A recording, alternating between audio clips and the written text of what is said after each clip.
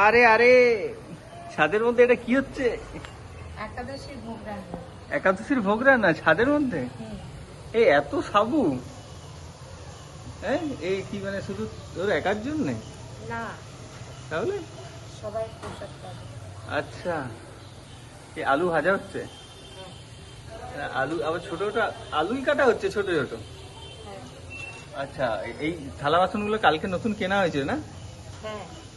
ওকে, তাহলে এখান থেকে একটা ব্লগ শুরু হয়ে যাচ্ছে কিন্তু। ঠিক আছে, এটা কিন্তু ফেসবুক ইউটিউবে দিয়ে দিবি, ঠিক আছে? ঠিক আছে, এই সব উনুন ফুনুন গুলো কালকে কিনে আনা হয়েছে, সুচিস্মিতা কিনেছে আলাদা করে এই ঠাকুরের রান্না বান্না করার জন্য। আর এই সমস্ত বাসন কোসন গুলো দেখছো, এগুলো সব নতুন কেনা, কালকেই কিনেছে, কালকেই। এই যতগুলো বাসন দেখছো সবগুলো নতুন কেনা, এই উনুনটা নতুন কেনা। ওর ইচ্ছে ছিল যে একটা ঠাকুরের জন্য একটা আলাদা রকম ভাবে মানে কোনো কিছু ছোঁয়া নাড়া না হয়ে একটা পুরো সেট থাকুক, তো সেটাও কালকে কিনে এনেছে। কত টাকা টোটাল খরচা হলো কালকে তাহলে এইসবে?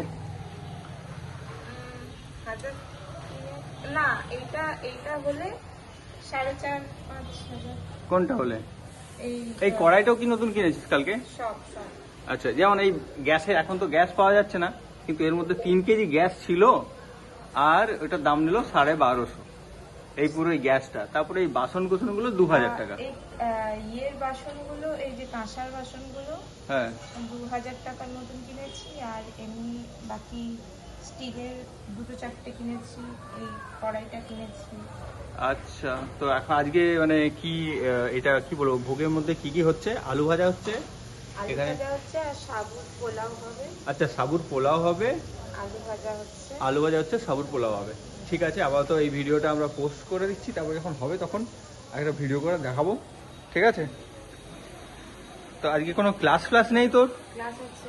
কখন ক্লাস আছে? এই তো পুজো করে তারপরে ক্লাস যাবে। আজকে ক্লাস সকালেই ক্লাস আছে? হ্যাঁ, আজকে সানডে। ও, আজ সানডে। ও আচ্ছা, ওকে ওকে ওকে, সানডে। তো আমরা মানে সাজুর কথা অনুযায়ী, মানে এর নাম সাজুও কিন্তু, ঠিক আছে? অনেকে জানে না। এটা হচ্ছে আমাদের ছাদ। একটা জিনিস দেখায়, এটা হচ্ছে আমাদের ছাদ। ছাদে এইটা আমরা করিয়েছি, 1 বছরও হয়নি, জাস্ট করিয়েছি। আর এইখানটাতে এই যে ছাদের অংশটা দেখছো, যেহেতু এটা আমাদের সব মানে একটা যৌথ ফ্যামিলি, তো এই ছাদের অংশটাতেই আমাদের আর কি রুম আছে আর জিনিসটা। তো তার জন্য এর ওপরে এই সাজি কিন্তু এখানে গাছ ফাছ অনেক কিছু করতো।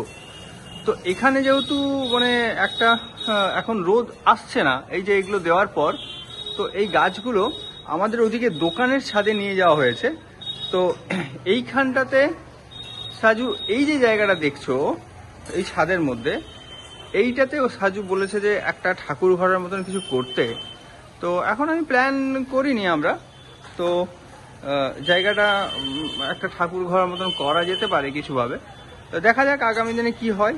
তো আপাতত ওর ক্লাস আছে, ও রান্নাবান্নায় সকাল থেকে অনেক সকাল সকাল উঠে এসব রান্নাবান্না করছে, মানে আই মিন রান্না নয়, এটাকে কি ভোগ বানাচ্ছে। তারপর আমার এখানের মধ্যে সব থেকে ফেভারিট হচ্ছে এই সাবুর পোলাওটা, যেটা হয় সেটা সলিড হয়। তবে মা বানিয়েছে, যতবার বানিয়েছে, এবার দেখি সাজু বানালে কেমন হয়। তো আপাতত এই ব্লগটা এখানেই থাক, তারপর আমরা নেক্সট ব্লগে দেখবো কেমন তোর রান্নাবান্না মানে ব্লগ টোগ কেমন হয়েছে। আর বাকি ক্লাস ক্লাস যখন যাবি তুই, আমি তোকে যেটা সাজেস্ট করেছিলাম, তুই তাহলে ব্লগগুলো বানাস এবার, লোকে তো অ্যাটলিস্ট দেখতে পাবে, বুঝতে পারবে না? ঠিক আছে, চলো বাই বাই টাই বাই, কিছু করবে তো করে দাও।